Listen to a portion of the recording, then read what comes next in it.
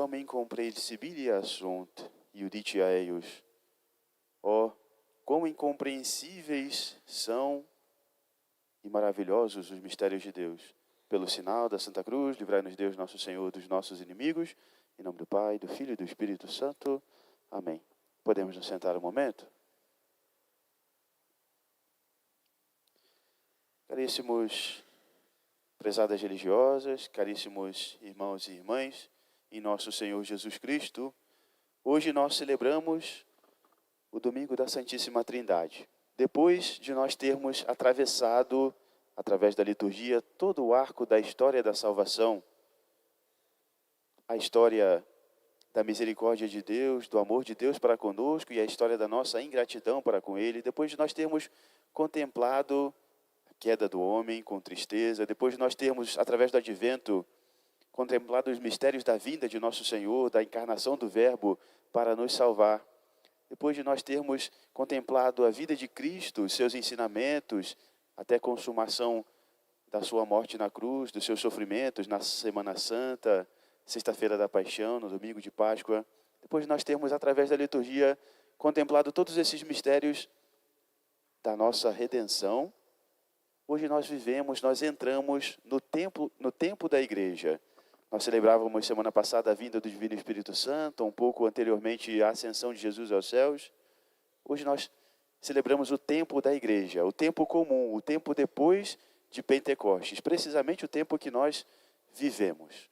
E a igreja quer começar a ensinar-nos as verdades da nossa fé do começo. Por isso, começa a ensinar-nos com o mais elementar e o principal mistério da nossa fé, o mistério da Santíssima Trindade.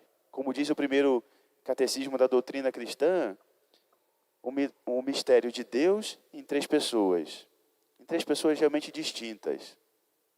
Como nós escutamos lá e como nós estudamos lá, o Pai é Deus, o Filho é Deus, o Espírito Santo é Deus. Mas não são três deuses, um só Deus em três pessoas realmente distintas. E o resumo de todo esse sagrado mistério pode ser resumido também com o mais elementar sinal cristão para nós. Qual é o principal sinal do cristão? O sinal do cristão diz para nós também aquele pequeno catecismo. O sinal do cristão é o sinal da cruz. Por que o sinal da cruz é o sinal do cristão? Porque ele indica para nós os principais mistérios da nossa fé. Unidade e trindade divinas. Encarnação, paixão e morte de nosso Senhor na cruz. Tudo isso é o que nós hoje contemplamos. E hoje, com o olhar da Santíssima Virgem Maria, Rainha do céu e da terra, encerrando o mês de maio, vamos pedir a ela que nos ajude a contemplarmos verdadeiramente esse mistério. Contemplarmos porque não tenhamos grandes pretensões. São Paulo vai ajudar o pregador, o padre de hoje, e vai dizer que são incompreensíveis os mistérios de Deus. Oh, como incompreensibili sunt. Como incompreensíveis são os mistérios de Deus. Quão incompreensível é a própria pessoa de Deus. Não podemos compreender esse sagrado mistério, e é por isso que nós assim o chamamos, mistério, mas podemos contemplar. E certamente devemos confessar, devemos mostrar a nossa fé nesse mistério, porque foi revelado para nós pelo próprio Jesus. Não podemos compreender, a palavra compreender, do latim compreendere, significa abarcar todo um conceito, como se nós pudéssemos colocar dentro da nossa inteligência, dentro da nossa consciência, um conceito. E, vamos e convenhamos, Deus muito maior do que nós, não pode ser compreendido por nós, não pode ser abarcado em toda a sua plenitude por nós. Por isso é difícil, é impossível compreendermos, mas podemos contemplar esse mistério. Podemos contemplar esse mistério, sobretudo, quando nós olhamos para nós mesmos. Nós, diz para nós o catecismo, fomos criados à imagem e semelhança de Deus.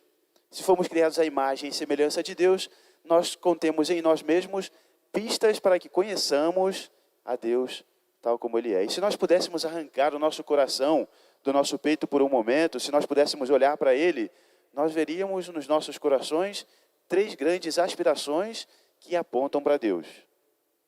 A primeira aspiração dos nossos corações, a aspiração íntima dos nossos corações, é a aspiração de vida plena, Quem não quer viver bem? Quem não quer viver muitos anos? Quem não quer viver para sempre? E assim nós começamos a nossa sanha para nós buscarmos saúde, saúde, saúde a qualquer preço, para vivermos bem, sem incômodo nenhum, sem dores nenhuma, porque desejamos vida e vida plena. A segunda aspiração dos nossos corações é a aspiração de conhecermos plenamente. Conhecer plenamente significa conhecer a verdade. É por isso que nós nos rendemos muitas vezes a pequenos dispositivos que mostram para nós novidades, novidades, novidades, porque nós queremos conhecer cada vez mais, em busca da verdade. E a terceira grande aspiração dos nossos corações, que aponta para Deus, é a nossa aspiração, e talvez essa seja a mais fácil de nós percebermos, a aspiração de amor verdadeiro. Nós sabemos quantas cabeçadas nós demos nas nossas vidas, procurando amor verdadeiro, procurando naquilo que é imperfeito, um amor perfeito. Nós sabemos, aqui nós não teremos vida plena. Nossa vida passa, se esvai, foge das nossas mãos, foge do nosso controle. Nós aqui estamos destinados, temos prazo de validade, estamos destinados a passar. Verdade, aqui sempre encontramos conhecimento imbuído de certo erro. Também não temos a onisciência divina para conhecermos todas as coisas, então nós estamos destinados a cumprir com esse nosso desejo tão profundo. E depois, amor, sabemos das tantas cabeçadas nós damos nas nossas vidas, procurando um amor perfeito naquilo que é imperfeito, perdão. Assim é, caríssimos irmãos e irmãs, que nós poderíamos pensar e talvez até nos entristecer. Será que não estamos destinados a cumprir, não estamos destinados a satisfazer essas aspirações tão íntimas dos nossos corações? Certamente que não. É o mesmo que nós disséssemos que nós temos olhos, mas não para enxergar, não para ver a luz. Se nós quisermos satisfazer essas aspirações tão grandes, tão boas dos nossos corações, devemos buscar a Deus Pai, vida pura, Criador de todas as coisas, por quem todas as coisas foram feitas. A verdade, a palavra de Deus que se fez carne, o único caminho que nos conduz até a salvação das nossas almas, a segunda pessoa da Santíssima Trindade, o Filho, o Verbo de Deus, nosso Senhor Jesus Cristo, que se fez carne no seio puríssimo da Santíssima Virgem Maria. E se quisermos amor perfeito, devemos buscar naquela comunicação de amor do Pai pelo Filho, do Filho pelo Pai, que se estende para nós no Divino Espírito Santo, o santificador que nos preenche, o consolador que vem nos santificar e nos dar um amor verdadeiro que conduz até o céu. Não estamos destinados a viver frustrados nas nossas tão grandes aspirações. Mas tudo isso nós podemos contemplar.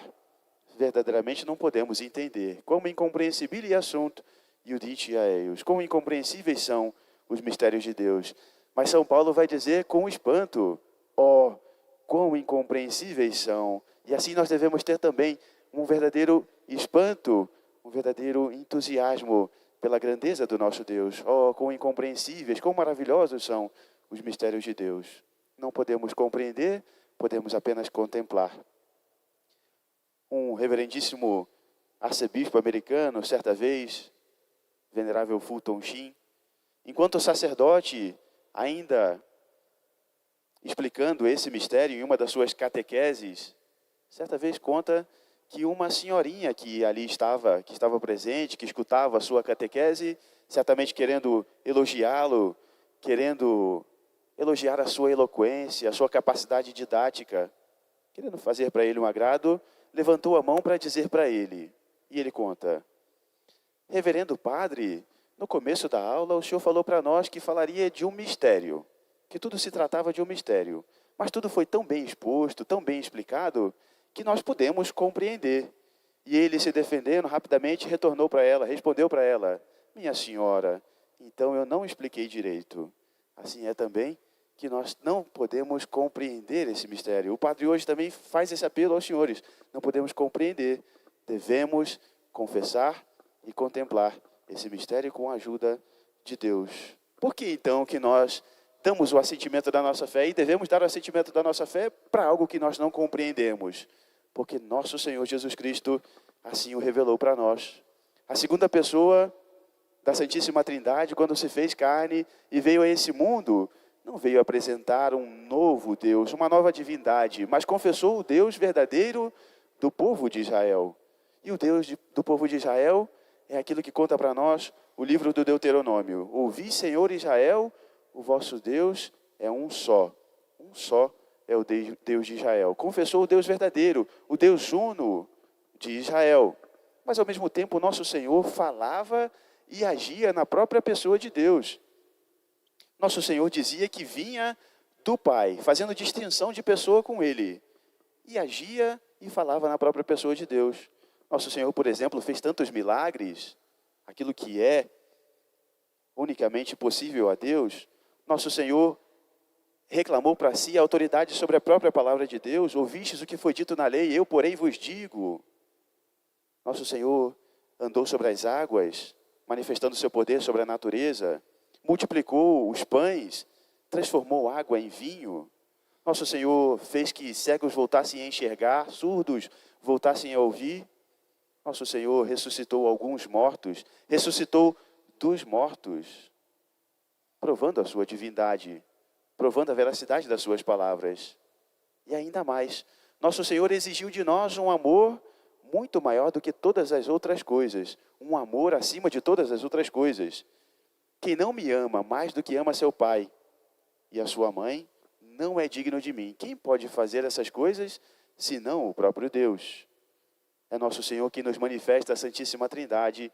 É Ele que se mostra diferente do Pai, mas um só com Ele, e que vai prometer para nós também o Divino Espírito Santo, o Consolador.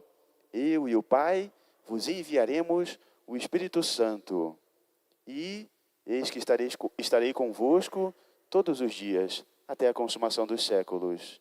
Unidade e Trindade divinas.